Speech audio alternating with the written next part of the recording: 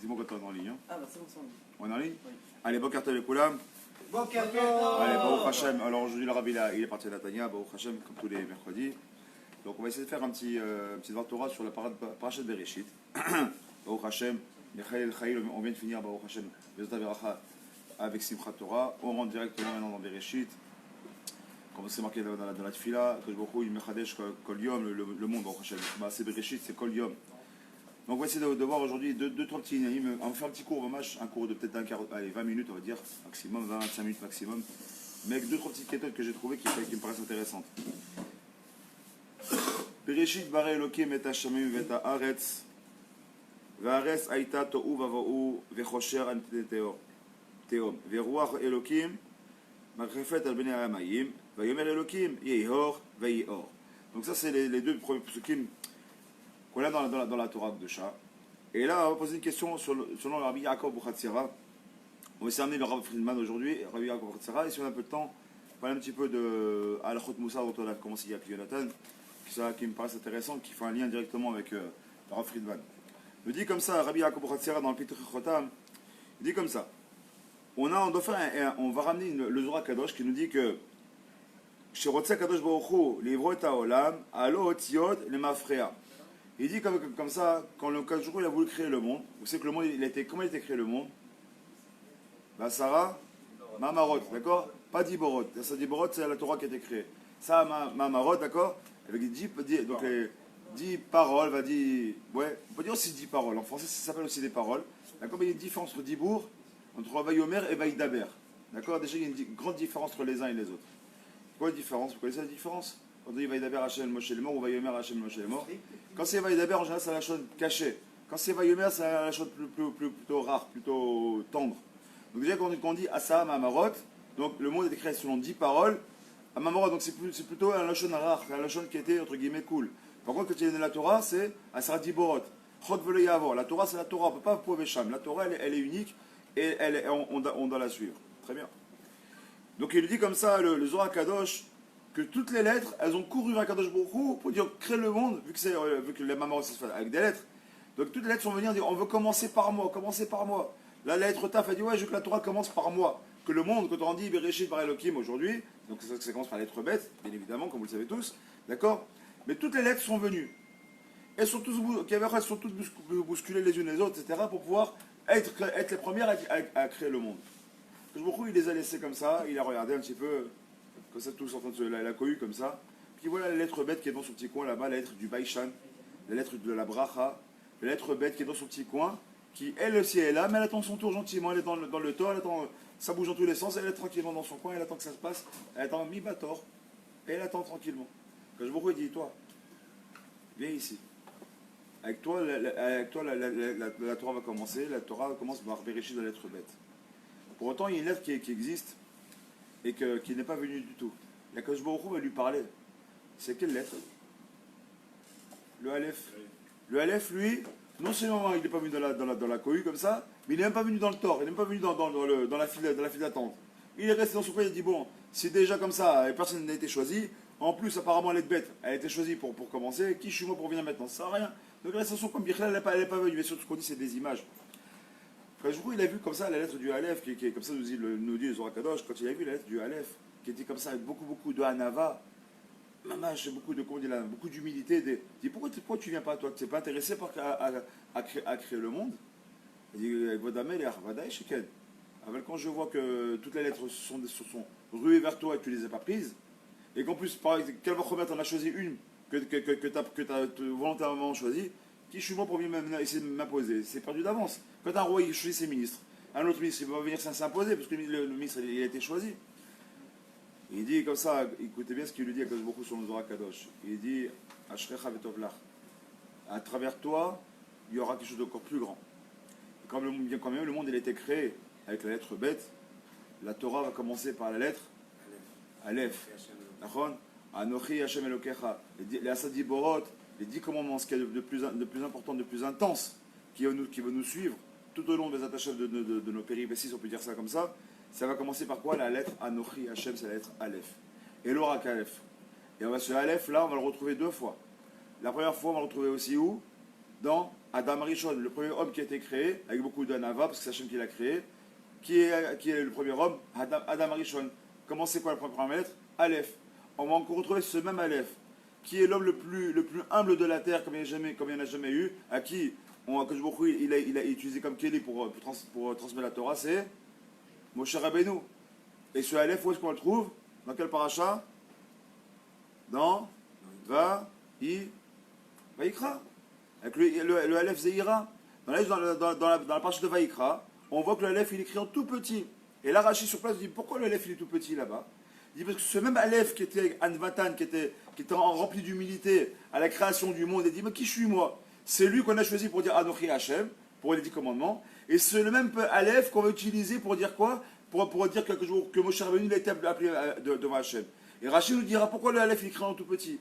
Parce que Moshe Rabbeinu il a eu honte, à l'instar de qui? De ce même Aleph. Qui suis moi pour représenter devant Kadosh Baruch Hu, d'être le représentant officiel à Kadosh Baruch Hu? Qui suis moi?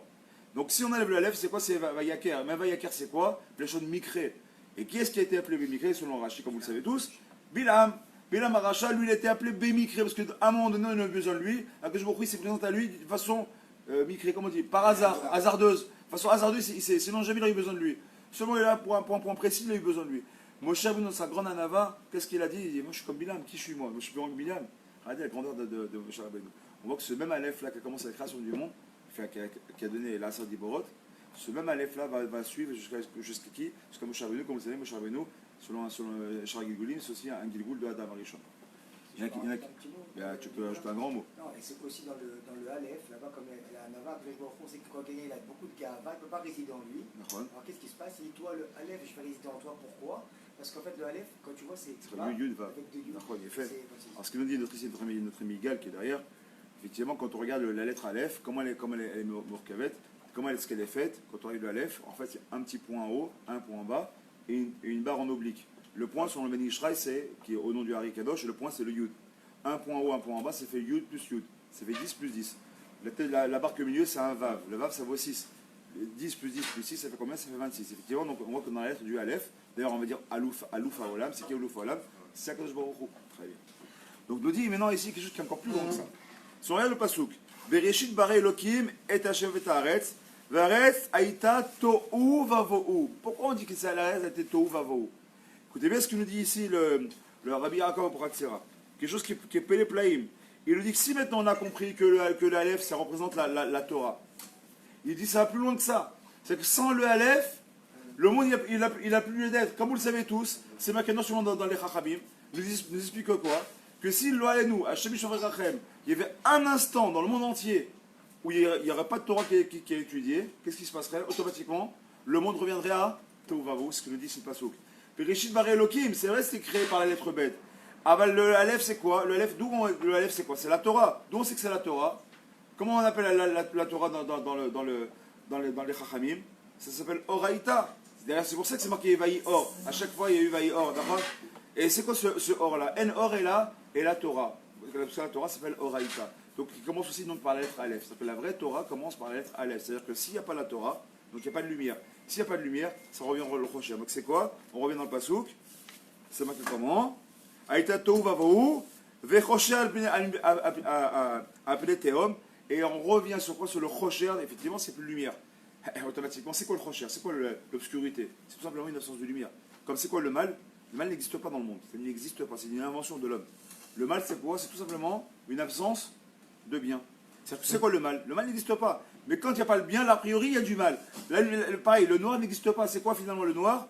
Dans la Torah, c'est quoi? C'est l'absence de lumière. C'est-à-dire que si effectivement il n'y a plus la Torah dans le monde, là le Pasuk nous dit quoi? Vaïta Tohu Vavohu, Vechocher Alpdeteom. C'est-à-dire quoi? Automatiquement tu reviendras à Alpdeteom. Elle a dit créer Alpdeteom, et la Théom c'est quoi? C'est la Théom du quoi? De Yumu Amavet. C'est-à-dire que tu ramènes la mort sur le monde. Tu vois, donc quelqu'un qui ne veut pas la Torah dans ce monde-là, au niveau du pral comme au niveau du klal. Quand il n'y a pas la Torah, automatiquement, c'est marqué noir sur blanc dans la Torah, quand on simplifie entre les lignes.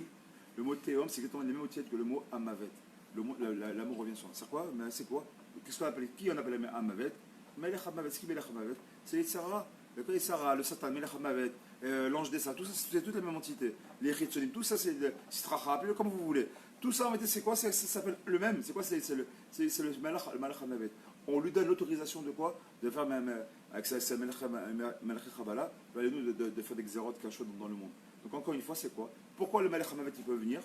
Pourquoi les Melech Chabala ils peuvent agir? Tout simplement parce qu'il n'y a pas de Torah. Le Torah c'est le Magen. Et le Magen c'est quoi? Ce fameux Aleph. Ce Aleph là, donc, qui est la création du monde. Et on a dit pourquoi l'Aleph a été choisi? L'année Kouda qu'on doit garder ici pour commencer, vous attachez bien l'année, parce qu'on a de Bereshit. On doit commencer. Pourquoi la lettre Aleph a été choisie? Qu'on va retrouver chez Adam Arishon, qu'on va retrouver chez Moshe Rabbeinu. L'Aleph représente tout simplement la Hanava. De là, on apprend qu'une chose. Devant Kadosh Baruch Hu, la chose, la mida la plus importante à ses yeux, c'est la Hanava. Et vous savez pourquoi? Parce qu'il n'y a pas plus grand Hanav que qui? Kadosh Baruch Hu lui-même, personne ne peut. Qu'est-ce qui voit une plus grande Hanava? Nous, en tant que père de famille, ou en tant que mari, ta femme, elle fait un moins de trucs de travers, et comment? Et on commence à s'énerver. Quand ton gosse, il n'a pas fait exactement ce que tu as voulu, ou ton employé, ou tout simplement ton voisin, il a fait quelque chose, comment on est? On est sous dans tous les sens. À Kadosh Baruch Hu, qu'est-ce qu'on lui fait? On lui fait des pieds de nez, tous les jours on lui fait des pieds de nez. On vient et on fait pas Shabbat, et on se comprend pas comme il faudrait. La tarte, je ne pas tout le temps. Shalom Bayit, ça part en éclat. On n'est pas baissé dans Massa ou Matan. Et qu'est-ce qu'on voit que qu'est-ce qu'il fait? Il attend. Il est longanime. Il dit bon, attends, mon fils, il va faire tes chouvas. Je patiente encore. Vous le savez tous, le mot savlanou vient du mot sevel. Que il souffre de ça. Mais il patiente malgré tout. Il dit bon, je vais attendre. C'est sûr qu'il va être meilleur, mon fils. Pas aujourd'hui, peut-être pas demain, mais il va venir, c'est sûr qu'il va être meilleur. Juste j'attends. Et nous, qu'est-ce qu'on fait? Quoi, c'est pas tout de suite? Mais tout de suite, mais non. La Nava vient avec la savlanout. Plus on aura de la patience, plus on prend du recul, et c'est pas facile. C'est bien mettre dans une génération comme la nôtre, où tout va à 2000 à l'heure, c'est pas facile. On veut que tout aille vite. On attend de nous que tout aille vite aussi. Il faut qu'on apprenne à avoir de la savlanout pour chaque chose. Quand il veut grandir à Torah, s'il veut grandir le jour en de devenir Baba Salé, c'est sûr et certain qu'il va dans le mur, qu'il met un coup de tête dans le mur, ce sera plus efficace que voilà. Pourquoi? Tu vas monter Baba Salé, 2 jours après, 3 jours, 6 mois, 1 an, 2 ans, et tu seras encore plus bas que ce que tu as commencé. Il faut de la sablanout et beaucoup de hanava, de grandir doucement, ça c'était le premier volet de Rabbi Yaakov Chatzal Peter Chotav. Maintenant je voudrais aller sur toujours sur le même pasouk de Bereshit Bara Elokim. Il y a tellement de choses qu'on pourrait dire, mais là j'ai choisi donc une petite keta, comme on a dit que ça on faisait un cours, un petit shiur assez court. Vous savez que si on regarde bien, il nous explique ici le Rav Friedman, il nous explique comme ça le Rav Pitras Fidram, il nous dit comme ça. Et si on regarde bien, on nous dit que le monde a été créé, comme on le sait très bien, selon les Pirkei Avot, c'est marqué que le monde a été créé selon la Sarah Mamarot, c'est ce qu'on a dit, d'accord? Donc il y a les 10 paroles, selon les 10 paroles, Akash Baruch Hu, il a créé le monde, très bien. Mais quand on les compte, d'abord on va essayer, qu'est-ce qu'on appelle une parole? Qu'est-ce qu'on appelle un Mahamar? L'explique Chachamim, Basar Mahamarot Nivra Olam, Mazé Mahamar, Kol Makom Sheniskera Bo Lashon Amira, Kegon, Vayomer Elokim, Yehi Or. Par exemple, à chaque fois il y a le mot Vayomer dans le Pasouk, on peut dire que ça s'appelle un Mahamar, qui s'appelle une parole, c'était une parole qui a été dite. Et quand tu les comptes, je me suis amusé à les compter, j'ai dit tiens, je vais voir quand même. J'ai commencé à les compter, prenez le livre de Bereshit, si vous voulez, au fromage de Bereshit, et comptez-les dans les psukim où pendant la création du monde. Et combien on trouve de Mahamar, si vous voulez compter? Une exactement combien? 9. Comment il y en a 9? On a dit c'est Asar Mahamarot, alors choisis. Il y en a 9 ou il y en a 10? Écoutez bien comment c'est mignon ce qu'il nous ramène ici, le Rav Friedman. Il dit il avait été Bereshit, Bara Elokim et Hashamaim, Vetaret, lui-même, c'est un Mahamar. Pourquoi Bereshit, Bara Elokim? Il a dit ça. Bereshit, Bara Elokim et Hashamaim, Vetaret. Au commencement Dieu créa le ciel et la terre, comme ça c'est en français, on traduit ça. La vraie traduction que Dechami, c'est quoi? C'est Bereshit, à travers les prémices, le monde a été créé. C'est quoi les prémices? Tout ce qui est prémices, c'est pour Hachem. Le Bechor, c'est pour Hachem. Les premières récoltes, c'est pour Hachem. Le premier, quand on achète tel, le premier veau qui va naître, c'est pour Hachem, etc., etc. Les prémices, c'est toujours pour Akash Baruch Hu. Bereshit, Bara Elokim. Selon les prémices, le monde il a été créé. Tout ce qui est de première chose, c'est pour Hachem. Très bien. En quoi c'est un Mahamar? Et pourquoi il n'est pas marqué Vayomer Hachem, Bereshit Bara Elokim? Pourquoi t'as pas de numéro? Écoutez bien comment il lui dit. Comme vous savez, il y a Asar Mahamarot, Asar Diborot, Keneged, ceux qui connaissent un tout petit peu la Kabbalah sans Adam et Koubal. Combien de Sphirot on a? On a 10 Sphirot. Nachon, Miketer, Ad Malchut. D'accord? Qu'est-ce qu'on a si on devait les énumérer? Allez, on a quoi? On a Keter. Qu'est-ce qu'on a? Keter, Chochma, Bina. Bon, date, c'est une transitoire, on ne va pas la compter. D'accord? Donc Keter, Chochma, Bina. Après, qu'est-ce qu'on a? Chesed, Gvura, Betiferet, Netzar, Od, Yesod, Ve Malchut. On a exactement les 10 Sphirot. Nous dit ici le Rav Friedman, il dit c'est vrai, ce monde a un problème. c'est qu'Akadosh Baruch Hu, il est quoi? Il est Rouhani ou il est Gashmi? Ou il est Gashmi et Rouhani? C'est pas un piège. Il est Rouhani à Me'achouz. Il n'y a pas plus Rouhani qu'Akadosh Baruch Hu. Il est que Rouhani. Très bien. Maintenant, comme vous savez, Akadosh Baruch Hu, il est quoi le premier Mahamar? Donc, il est Keneged, la première sphira, c'est donc la sphira de Keter. C'est la sphira qui est la plus élevée. Et ce monde, pour faire plus simple, pour pas qu'on soit trop Besoubar, le monde dans lequel on vit, il a des Beprina sur la sphira de quoi? De Malchut. C'est pour ça que Shabbat, c'est le Malchut. D'accord? C'est David Ameller qui fait Malchut. Parce que David Ameller, le Mashiach, c'est pas pour le monde futur. Mashiach, c'est pour ce monde, c'est pour le monde de Olamazé. C'est Katamiti qu'on a vu hier. D'accord? C'est très intuitif, c'est dans ce monde, c'est pas là-haut, c'est ici. D'accord? Donc qu'est-ce qu'on a besoin? On a besoin de la Malchut. Ce qui veut dire que si on va dans l'échelle de la Keter jusqu'à la Malchut, on va du côté le plus Rouhani qui existe, c'est Boréolam. Au côté le plus Gashmi qui existe, c'est Olamazé, où c'est 100% matière, c'est ce monde-là. Donc de là, il explique le Rav Friedman, c'est pour ça que le premier Mamar, il ne peut pas être Mayomer Hashem. Pourquoi?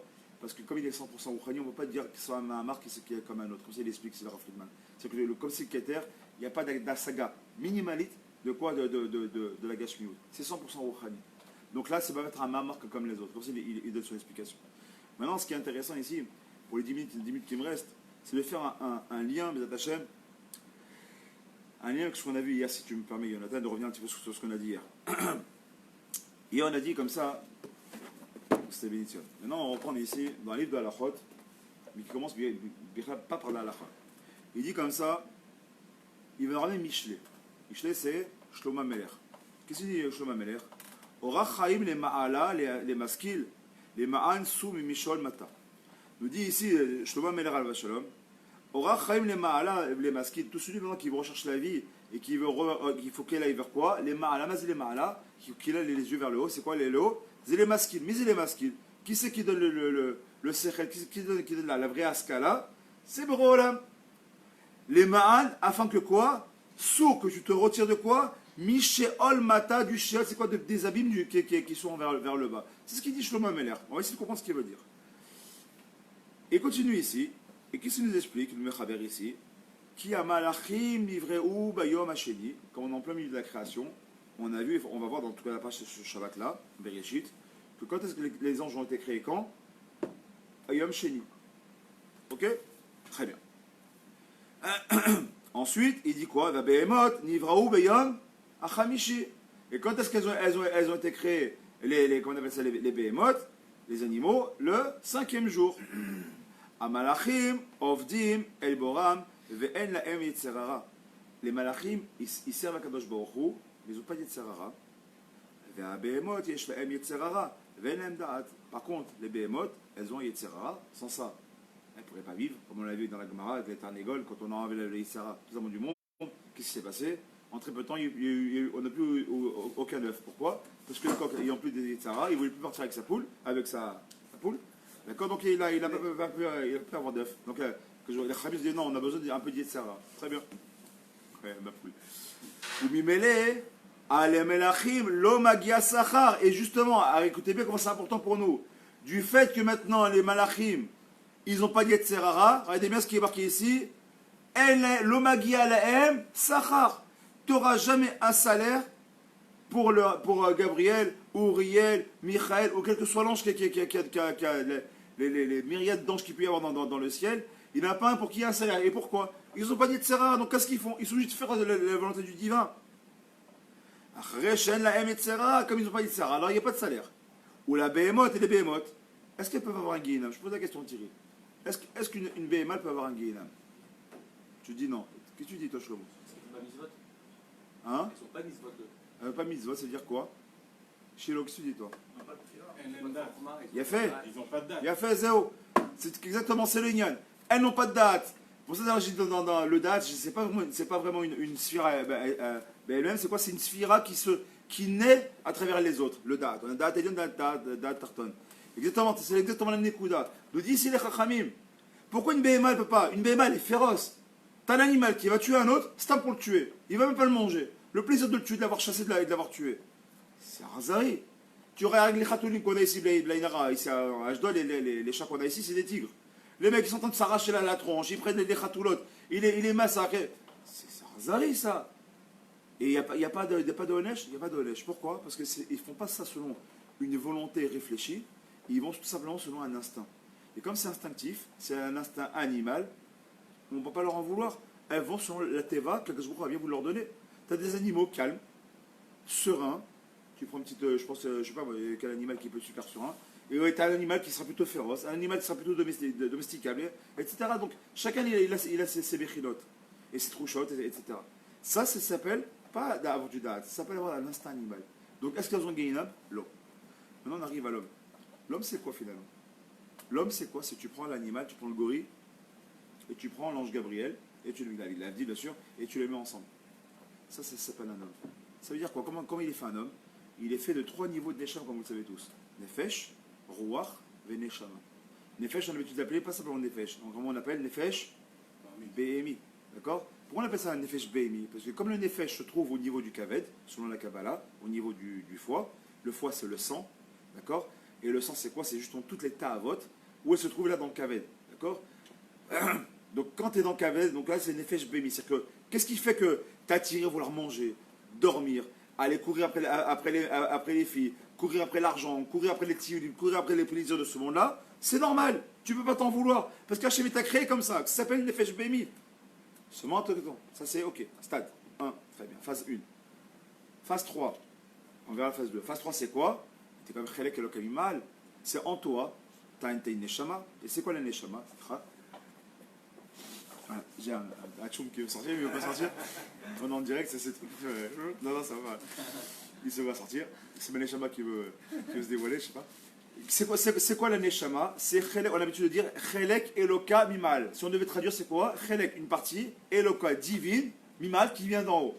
Chelek Eloka Mimal, ça veut dire c'est quoi? C'est qu'en nous, la Neshama que l'on a, c'est tout simplement une parcelle divine. À l'instar de qui? D'un ange. Et elle n'aime pas la faute. Elle n'aime pas manger, ni dormir, elle n'a ni aucun plaisir sur moi. Elle, c'est Torah, Torah et Hachem, bien sûr. C'est que ça. Ça, c'est Chelek Eloka Mimal, c'est ma Neshama. Donc d'un côté, j'ai ma Neshama qui me tire à devenir un ange. D'un côté, on le fait jouer qui dit hey, Coco, on vit dans un monde gâchemi, profite de ce monde-là. On est tiraillé entre l'un et l'autre. Et qu'est-ce que nous au milieu? On a le roi. Et le roi, il se trouve où? Il se retrouve exactement dans le cœur. Le Neshama, je ne l'ai pas dit, il se trouve dans la goulgolette, c'est au niveau du cerveau, un petit peu plus haut, exactement ici. La goulgolette, c'est ici. D'accord? Donc on a le Neshama qui est ici. D'accord? On a le roi qui est au niveau du cœur. Et on a le quoi? Et on a le Nefesh Behemi qui est au niveau du Kaved. Et ça, c'est une milchama, c'est une guerre de tous les jours. Tu ouvres tes yeux le matin, tu es déjà en guerre. Même avant d'ouvrir tes yeux, pendant tes chalomot, tu es déjà en guerre. C'est-à-dire quoi? Tu as ta neshama qui tire vers Hachem et tu as ton gouffre qui tire vers le bas. Et toi, tu dois faire justement. Ton juste milieu, c'est quoi? C'est ton rouar. Et le rouar vient de quoi? Du mot rouchani. Pourquoi on appelle ça quelque chose de roux? Qu'est-ce que ça veut dire rouchani? Ça veut dire spirituel. C'est quoi finalement le spirituel? C'est d'être capable de marier, je dis bien, écoutez bien ce que je dis, d'être capable de marier la spiritualité totalite, d'accord? C'est-à-dire de ressembler à un malach, devenir un baba salé en puissance, tout en profitant de ce monde-là. Et ça s'appelle, à mon sens, aujourd'hui, ça s'appelle la chassidoute. C'est quoi la chassidoute? Ça s'appelle l'élévation de la matière. C'est oui, la matière. Oui, on va dans un monde physique. Oui, on a le droit de manger. Oui, on a le droit de dormir. Oui, on a le droit d'avoir des rapports avec sa femme. C'est même normal de l'avoir. Mais une condition. C'est quoi que tu fasses, il faut le faire de l'éman Hachem. Et c'est ça la vraie difficulté. Tu es capable de profiter de ce monde-là, dire ok, je peux manger une pomme. Pour prendre un exemple simple. Je mange une pomme parce que j'aime la pomme. Parce que c'est plein de vitamine C, parce que c'est bon, parce que il y a de l'odeur, parce que c'est ce que tu veux, tout simplement, d'accord? Mais si tu rejoins simplement une bracha, qu'est-ce que tu as fait de cette pomme-là? Non seulement cette pomme, elle t'a rassasié, elle t'a fait du bien au niveau de ton gouffre, mais comme tu as fait une bracha, tu as fait une élévation de la matière. C'est-à-dire que tout simplement, c'est ça le mariage. C'est quoi le roi finalement? C'est capable de marier tout simplement le monde physique avec le monde métaphysique, on va dire le monde en haut, le monde du Aleph, comme vous le savez tous. Ça veut dire quoi? C'est-à-dire que notre travail à nous, cette milchama, elle est là. Et comme je reprends ce qu'il dit ici, le Bélitzien nous a déjà enseigné quelques parachutes en arrière, si on regarde bien les rachetevot, je vous ai dit là-bas, il y a marqué Moach, Lev et Kaved. D'accord? Si on va dans ce sens-là, ça fait le mot, comme tu l'as de le dire, c'est quoi? Mem, Lamed et Chav, ça fait le mot Melech. Mais si je le fais à l'envers, c'est ça quand la tête elle réfléchit, c'est celle qui commande. Et seulement ensuite ça vient vers le bas, donc ça va du haut vers le bas. Donc la maîtrise elle est vers là. Je suis mêlère, c'est quoi je suis mêlère? J'ai une maîtrise, j'ai la malchoute. La malchoute, on va dire dans le monde de la malchoute. J'ai la sphère du malchoute. Mais je suis mêlère, c'est quoi mêlère? C'est celui qui est cholette, c'est celui qui dirige les choses. Mais si tu prends à l'envers, tu prends Kaf, Lamed et même à l'envers, ça fait que le mot quoi? ça faut le mot kelem, qui donne même le mot kloum. À ta kloum, à ta efes. C'est quoi ta efes? C'est Baba, c'est pas toi qui décides. T'es tiré par ton Yetzara. Les gens ils font rire parce qu'il y a beaucoup de gens qui ne sont pas trop dans la religion. Ils te disent, mais vous êtes esclave de votre Torah, Ils n'ont rien compris. Je dis, mais l'esclave c'est toi. C'est-à-dire qu'il y a une bombasse blonde qui est d'un mètre 80 avec des grands yeux verts qui passent devant toi, t'en peux plus, t'es comme ça. C'est toi qui es esclave de ton Yetzara. Je dis, moi la force c'est que moi j'ai ma femme, j'ai pas besoin d'aller regarder, parce que je sais que j'ai besoin. Et comme je disais à mon ami hier, un de mes rêves quand j'étais jeune, pour faire tes choix, il me dit, tu sais, si tu veux vraiment enlever ta tava des femmes, réfléchis à une seule chose. Il me dit, va dans une boucherie et regarde une bête qui est dépecée. Regarde-la bien. Et tu vois ce morceau de viande, avant c'était une belle para qui était jolie, etc. Ou un beau kéves qui courait dans l'herbe. D'accord? C'est la chef de M. Seguin qui se balade tranquille. Elle était mignonne la chef de M. Seguin. Mais quand tu la vois dépecée comme ça, accrochée à un S là, d'un boucher, elle ne ressemble à rien. Mais écoute-moi bien, le Yetzara tient sur 2 mm. Si tu prends la plus belle femme du monde, enlève-lui la peau, juste la peau, pas grand-chose. Enlève la peau, juste la peau, 2 mm de peau, il reste quoi? Tu verrais, si on lui enlève la peau, qu'est-ce qui resterait derrière? On verrait des veines, des tendons, des trucs moches, mais ce sera affreux. Vous avez déjà vu un corps humain dépecé? C'est affreux. Il n'y a rien de plus moche qu'un corps humain quand il n'a pas la peau. Tout ça c'est quoi? Sur 2 mm. Et je vous rappelle que ces 2 mm de peau, c'est ça il sert à rien. Pourquoi? Parce que, justement, comment il est habillé, Adam Rishon? Quel était son corps? Il était coulo, or, avec un Aleph, encore avec la lettre Aleph. Or, qui veut dire lumière. C'est Adam Rishon, son gouffre, c'était or. Quand il a fauté, il est passé de or à or, avec un Aïn, la brioute. Avec un Aïn. Aïn qui veut dire quoi? De la peau, justement. Donc la peau, c'est quoi? Tu es passé de 100% lumière à 100% de gashmi, de la peau. Donc en fait, ça, c'est que de la peau. C'est en tu réfléchis, tu enlèves la peau, qu'est-ce qui reste? Il ne reste rien du tout. Donc vous attachez, vous ne montrez que quoi? Tu me dis, le mec qui s'élève, il me dit, il m'en fout ce mec, ça va. Mais la beauté, ça reste une beauté, oui. Mais c'est une beauté qui est éphémère. Dès que tu passes sous pied sous terre, même pas une semaine, qu'à une semaine, 3 jours après, des fois même dans la même journée, ton corps il commence déjà à sentir. Tu as un échamal qui est ton corps il commence à sentir mauvais. Et pourquoi? Parce que c'est éphémère tout ça. Tout ça c'est du Dimayon, c'est du Yetzara qui vient nous faire donner des images que tout ce qu'il y a dans ce monde-là, c'est du vrai. Une petite chose et on termine avec ça, Bezat Hashem. Donc il me dit comme ça, les achar mot à Adam, marin lo shekol ma'asav kituvim besefer. Donc quand un homme il quitte ce monde-là, on montrera un sefer. Dans ce sefer-là, qu'est-ce qui est remarqué? Il y aura une khatima, il y aura une signature. Il va reconnaître la signature. Mais c'est ça que je la connais, c'est la mienne. C'est qu'est-ce qui se passe? Chacun d'entre nous, quand on parle le soir, on fait din vecheshbon devant Boré Olam. On a un sefer comme ça, sefer zecholot devant Akadosh Baruch Hu, que lui il dit rien. Akadosh Baruch Hu, il ne fait rien. Il donne une page blanche. Toi, tu viens, ta neshama, elle vient pendant ton sommeil. Elle vient avec son stylo. Elle dit, attends, je vais noter ce que j'ai fait aujourd'hui. Alors aujourd'hui, j'ai fait ça de bien, j'ai fait ça, puis ça, j'ai fait moins bien, j'ai fait ça. Les plus, les moins. Donc les plus, les moins, tac, tac, tac. Et à la fin, khatima, la tarif d'aujourd'hui, et la khatima, la signature. Et c'est moi qui ai fait tout ça. Quand je vous vois à la fin, quand tu as 100 ans, il dit, bon, sortez-moi le livre de Hacher, sortez-moi le livre de tout un chacun. Bon, après, ça en va se on a le temps. Tu nous le dis, il dit, voilà ce que tu as fait bien. Je dis, mais non, pas du tout, j'ai jamais fait ça. C'est toi qui l'as marqué. C'est toi qui l'as marqué, c'est toi qui l'as signé. De toi-même. Ça va faire très attention. C'est ce qu'il nous dit ici. ולאחר מות האדם, מראים לו שכל מעשיו כתובים בספר, וחותם יד אדם בו. ואם הלך בדרך התורה ואין מצוות, si maintenant il a fait Torah mitzvot toute sa vie durant, on ne dit pas qu'il vient encore une fois, que c'est le Stapler ou le Rav Yosef. Soit à ton niveau déjà. Mais essaie de faire Torah mitzvot à ton niveau. Nochel Gan Eden, qu'est-ce qui t'attend pour toi? Gan Eden, mais c'est Nochel, c'est quoi ton héritage, c'est quoi? Gan Eden, pas shoot. Shehu ta'anoug blik voul. Et c'est quoi un Gan Eden? C'est un ta'anoug, c'est un plaisir sans fin. C'est quoi plaisir sans fin? C'est qu'il faut bien comprendre que les Neshama, de le voir, d'être en présence d'Akadosh Baruch Hu, c'est imaginez-vous le plus grand des plaisirs que vous ayez, le somme du plaisir qui ne s'arrête jamais. C'est ça le Gan Eden. Ou qui ne se termine pas. Et si maintenant quelqu'un a dit, ouais, c'est bon, allez, on vit qu'une fois, lâche-nous, toi, je fais tes baskets avec tes barbus et ta Torah là, qui a 3000 ans là. Viens, vis ta vie, on est en 2019 là, bientôt en 2020. Vas-y, vis, kiffe. Baba, kiffe dans ce monde-là. Ça va, kiffe. Ah bah, Yorish Gehinam. Baba, il y a pas, pourquoi on parle de ça? Parce que c'est par la paracha de la semaine. Le Gehinam il a été créé au même moment où Gan Eden a été créé, le Gehinam a été créé au même moment. Et Gan Eden aussi fait Perek Shira, vous le savez ça. Donc il dit Yuresh Geinam, Shekol Yisure Olam, Azeh, Kain Nigdo Chashol. Et tout ce qu'il a fait, ce sera eux qui vont commencer à faire un kitro contre eux. Ce soir, c'est la Iloula de grand Sénégal d'Israël. Rabbi Levi Yitzhak Bevedichov. Ce soir, c'est Iloula de Hashem. Ce qui peut étudier, on essaiera de faire une étude si vous voulez, vous Hashem dire cette nuit, dans la soirée.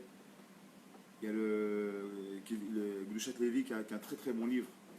Hamash, il faut étudier le Rabbi Levi Yitzhak Bevedichov. Celui juste comme ça, une histoire que tout le monde connaît, qui est très connue, mais qui est bon de finir avec lui. C'est une bonne touche parce que c'est demain, c'est Iloula. Ce soir, donc demain, il lui met bien une bougie en son nom.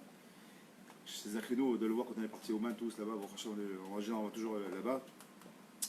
Un jour comme ça, il y avait un juif, un mécréant, qui était venu, un mécréant vraiment un rachat. Pourquoi je dis un rachat? Vous allez comprendre pourquoi. Non seulement il fait rien, mais à la limite, on n'est pas là pour juger, chacun fait ce qu'il veut, mais lui, il faisait exprès.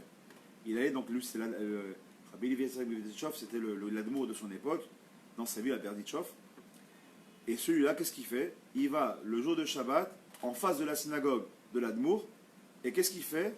Il s'assoit dans le banc qui est en face, il prend une cigarette et il la fume. Et il attend bien que ce soit la sortie de la synagogue pour que tout le monde le voit. Il attend que l'admour le voit et il fume. Dans tous les chassidim, ils commencent à voir s'échauffer, ils ont envie de le frapper. Comment? C'est boucha. Que tu fumes, déjà c'est grave. Tu fumes, en plus, on ramène ça il y a 200 ans en arrière à peu près. Je ne sais pas comment aujourd'hui on fume et c'est celui qui ne fume pas qui revient de travers. À l'époque, il y avait un minimum de kavod autour de la Torah. C'était rare que quelqu'un ne fumait pas.